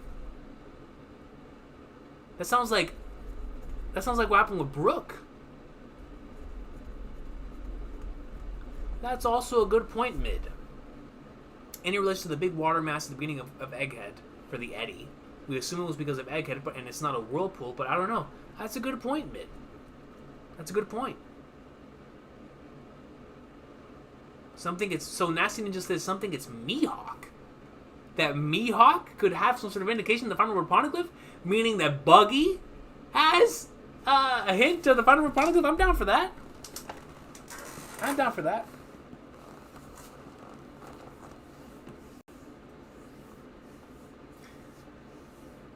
Yo, Brandon King. That is a genuine possibility. So Brandon King says, Oda said the Eye Patch Pirate would make his appearance in the final saga. Do you think the Man by Flames is the Eye Patch Pirate? I'm down for that. I am so down for that. We finally see the individual that Oda has been hyping up the entire series.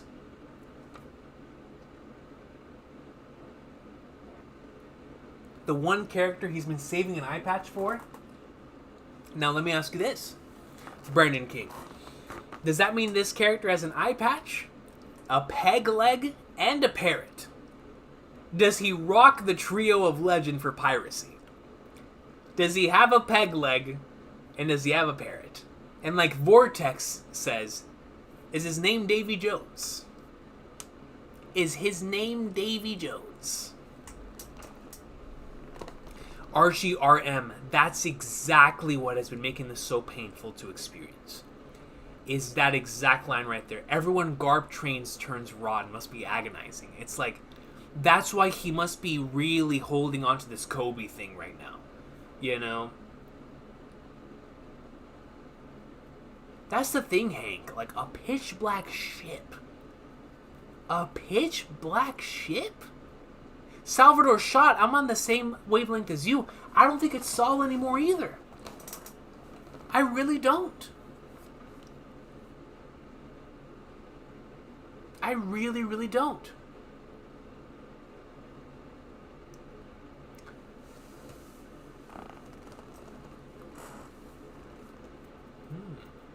Ultimate power to make a connection with the Kudo, with the black thing.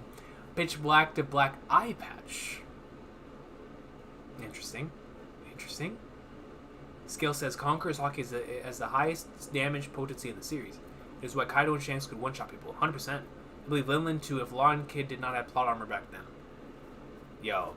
It's still crazy to me that Law and Kid managed to pull that off against Big Mom. But I think the way they did it was super, super believable. Which is why I love that fight so much. Is that they managed to keep Big Mom strong. Wrestling terms, right? Managed to keep her strong while also allowing them to barely skid by the skin of their teeth.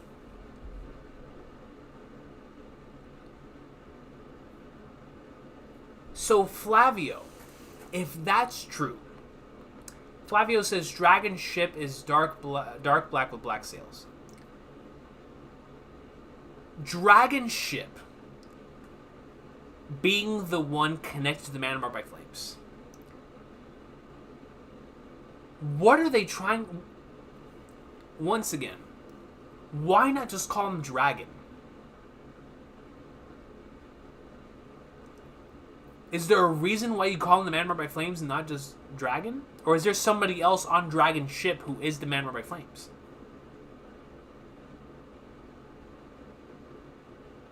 At this point, I'm starting to think it might just be an entirely new character.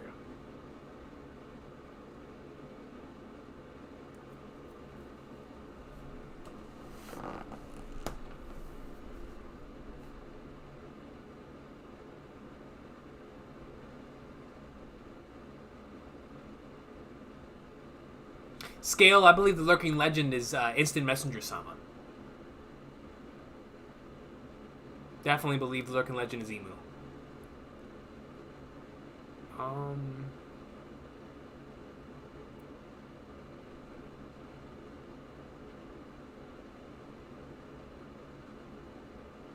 Yo, Lubu kill you. Shout out to you for bringing up the Rainbow Mist arc, man.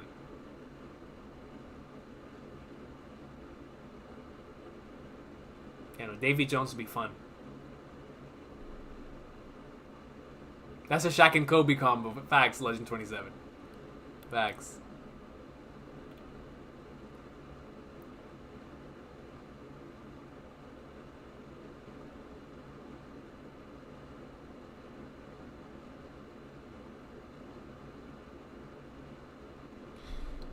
Okay, this is interesting. So Drew Fusaurus Rex Hash says it's Sabo. Dragon just makes the whirlpools. So Dragon makes the whirlpools, and Sabo is the man marked by flames. That to me makes a lot of sense. That to me makes a lot of sense. Ashen Samurai Jiro, I appreciate you, yo. Thank you. And I think I saw earlier that you said that you also have finals next week, too. Best of luck to you there, brother.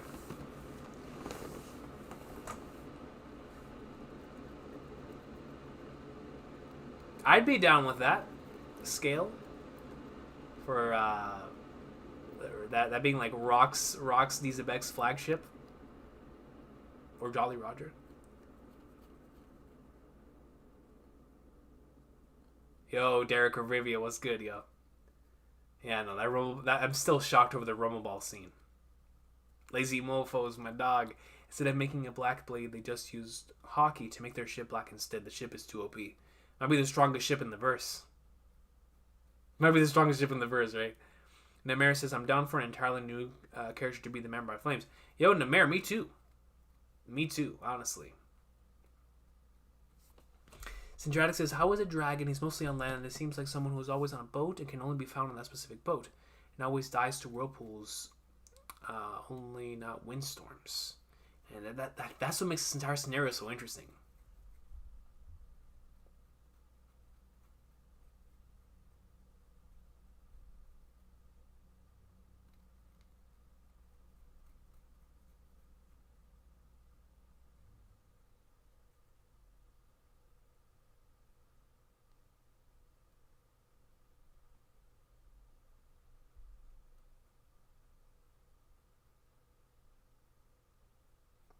Yo, Sage. Special reaction, brother. We got more warp greatness. Yeah, I know you gotta be eaten, son. How KG and Blackbeard past and present content, lost fight ending, and sign of people, kids ending being eradication is interesting. It really is, Sage. It really is. Very interesting verbiage for the future of the series in regards to both those characters. But it was just such a great chapter, Sage. Such a great chapter.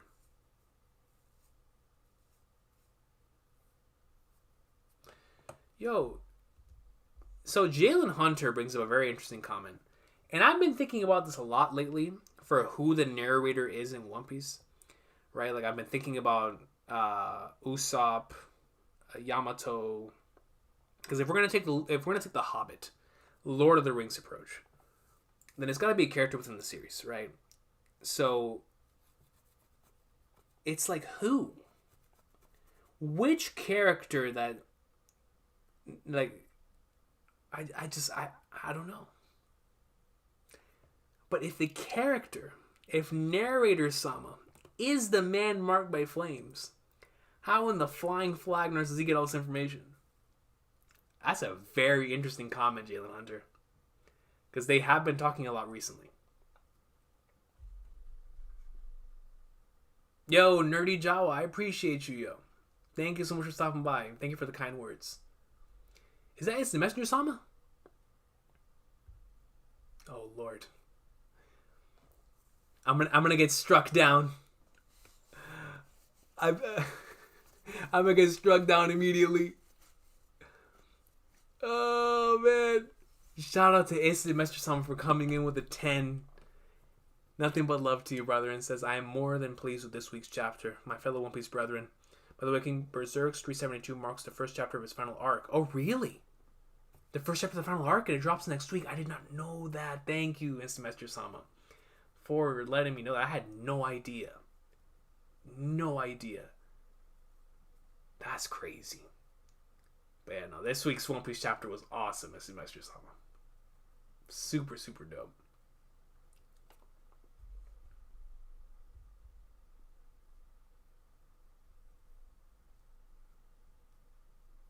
Needed to be Jack Sparrow. Facts, Sage. Final World Poneglyph is on Fishman Island, which used to be Whitebeard's territory. Lurking Legend is related to Whitebeard. This could be the Lurking Legend, One-Eyed Pirate. I'm definitely down for the One-Eyed Pirate thing. But I think we already got who the Lurking Legends are. The Lurking Legends of One Piece are Rox and Emu. The one that he was talking about specifically from that week, or from that year's Jump Festa, was either Emu or Rox. Rox with a direct connection to Whitebeard, that's obvious there, and then that's why I think it's Rox, because Emu I can't think of the Whitebeard connection.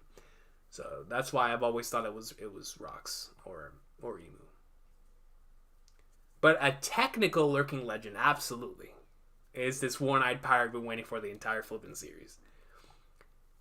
Can you imagine the One-Eyed Pirates? The One-Eyed Pirate this whole time was Rox. Aokiji almost soloing the Blackbeard's crew is crazy. He definitely needs one more power before endgame. Dude missed. Aokiji being up against an entire Emperor's crew and flexing the way he did was ultimate sauce. Ultimate sauce, Mist. We love to see it, man. We love to flip and see it.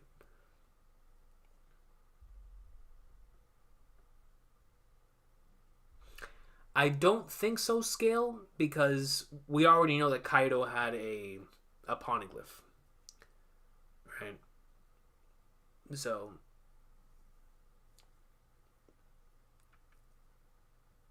that's interesting, though. Yeah, whenever you bring that up, we never got to see Kaido's ship. But I don't think it's Kaido. As much as I think that would be really cool.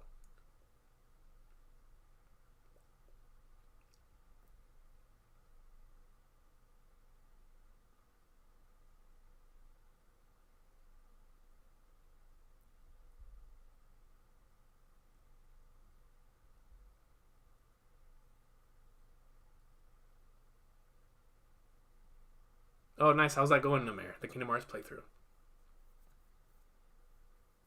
Brooke. Yep. Emu.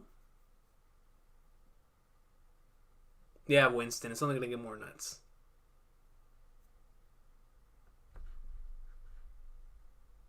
Oh, interesting. Brandon King thinks that the narrator is Kobe from the end of the series. That is fascinating. I've never heard that before. Yeah, Linked Hero. You know how that is. Late night One Piece hours.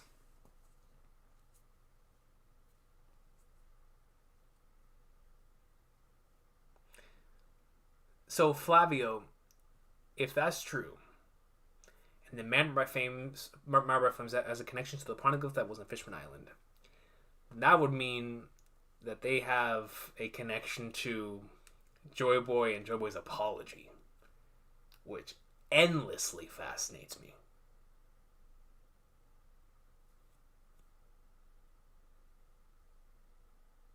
I like that idea, Brandon King. I've never heard of that before.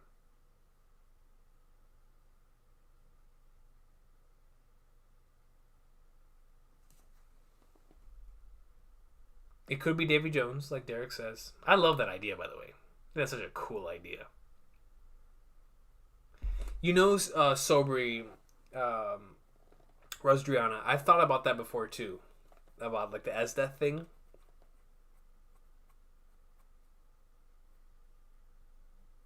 Yo, Mattis, thank you so much for stopping by.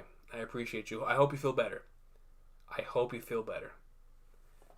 Yo, King Benny Boy, it was an amazing time. I really, really do think it was an amazing time.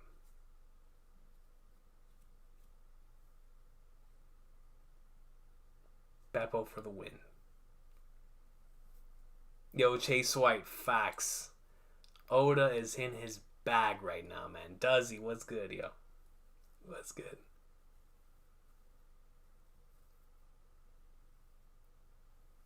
Wang Zi would be interesting. I just don't know if Wang Zi would have some insight on the final road Poneglyph, though that would it's like that'd be another thing like Dragon. Why not just call him by his name? Especially them, since they knew him.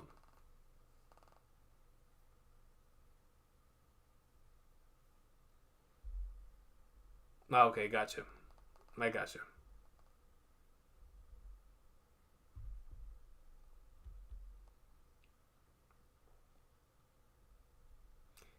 If Aokiji pulls out a Zawardo, that might be one of the best chapters in the series.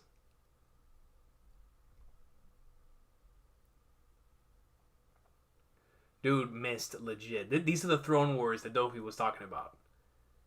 It's been so crazy so far, man. Rafi says, Egghead next to more outside world stuff. I feel like we're done for now, and not I wouldn't mind going back to Egghead. Seriously, I miss my characters. We've been gone for 3 weeks or longer. I feel like I haven't seen Luffy them in a minute, so I would not mind going back to Egghead and seeing what's happening there, especially with how crazy it's about to get over there. I would love to go back to Egghead, but at the same time, wherever we go, it's going to be peak fiction. Yo, Vortex, you've done a great deed to mankind, investing in dragon stocks. Those investments are going to be well paid. All right, well paid.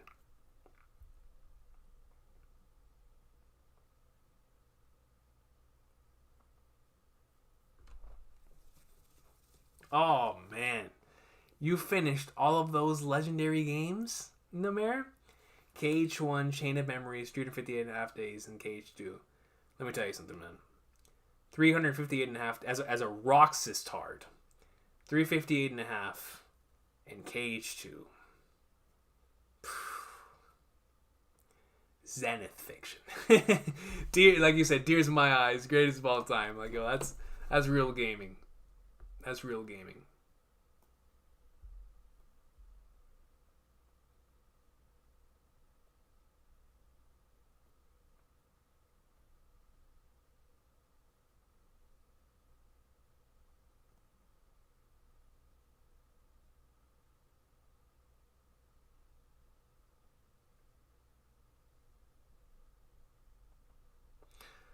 Oh, that's interesting, Asymmetra Sama. So you believe that this is someone who potentially could have had a confrontation against Akainu as well, the man marred by flames.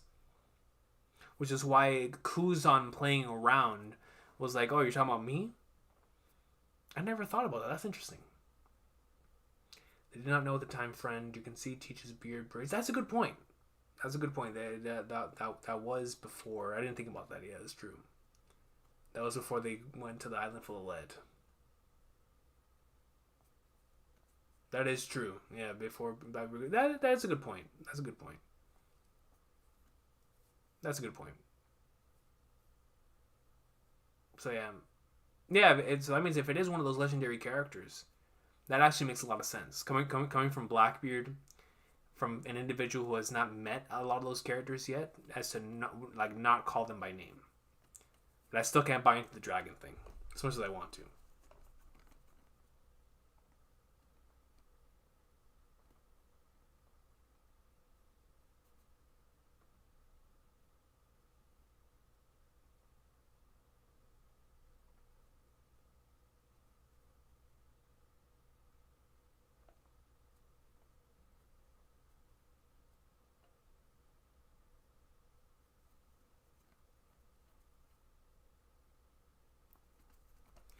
I'm telling you, Kuzan pulls us water though. That's one of the best chapters of all time.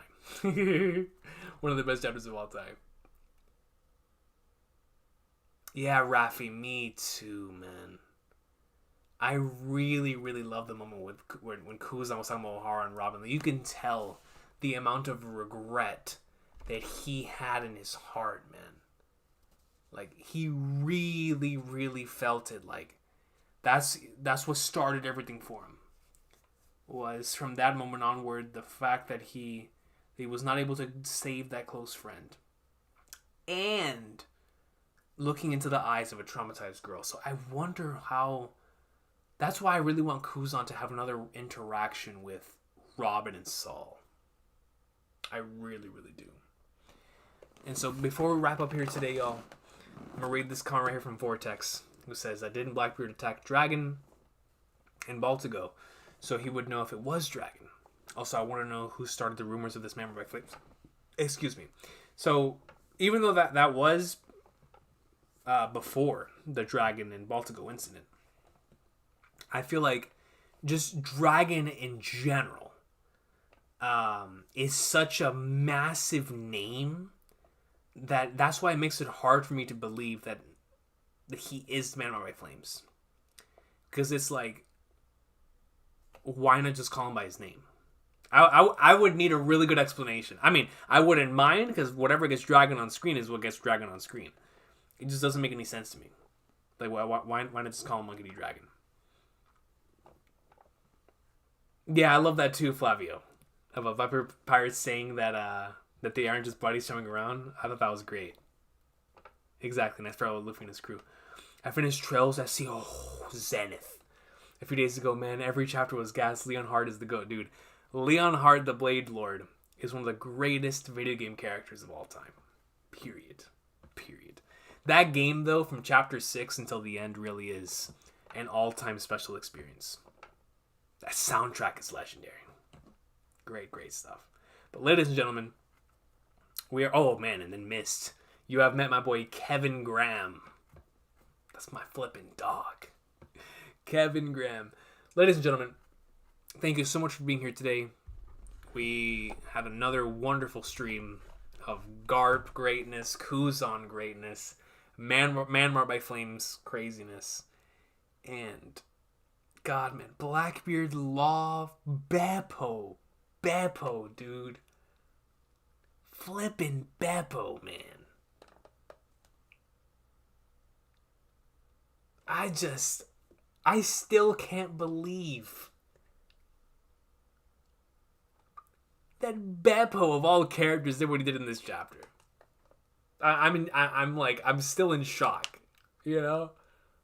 What an incredible moment for him to buy time so they could leave. Crazy stuff, man. Crazy stuff. I appreciate y'all, man. Thank you. Yo, Jalen Hunter, thank you for being here. It's been a lot of fun, man. It's been a lot of fun, dude. I really, really appreciate you. Yo, Eric, what's good, man? What is good, bro? Beppo did more than Smoothie. That's a fact. It's not even close. It's not even close. Beppo really did do more than Smoothie. Enjoy the NBA, coach. Oh, no, Vortex. I have been loving the playoffs so far, man. It has been phenomenal. It has been phenomenal, man. Crazy stuff. Whenever I got home, I managed to catch the end of the Grizzlies game. I didn't get to watch the game because I wasn't home. But I saw they beat the Lakers. I was like, what? And so obviously now I got to check on see who won the other one. But man. But yo, I will see y'all next time. Garp, choke slamming Aokiji, Battle of Ideology is taking place now on the island full of lead. Looking forward to seeing where that leads us. And like Rafi brought up earlier, where do we go next? Do we go back to the Egghead Island incident? Do we go... I mean, right now we're just beating title crazy, right? So it was Shanks, then it was Garp, now it was Kuzan. Who's next? Is it Blackbeard? Is it Mihawk? Is it Dragon? Is it Garcia Saturn? Is it Instant Messenger Sama? Is it Sabo? What character is going to take the reins of the next title? Will I have to keep skipping titles until the end of the series? Who knows? Who knows, man? But I'm super, super excited. Y'all have a good one. Take care. What a crazy behind chapter, man. We finally got that payoff for the Kuzan stuff, man. I can't believe it. I'm still in shock.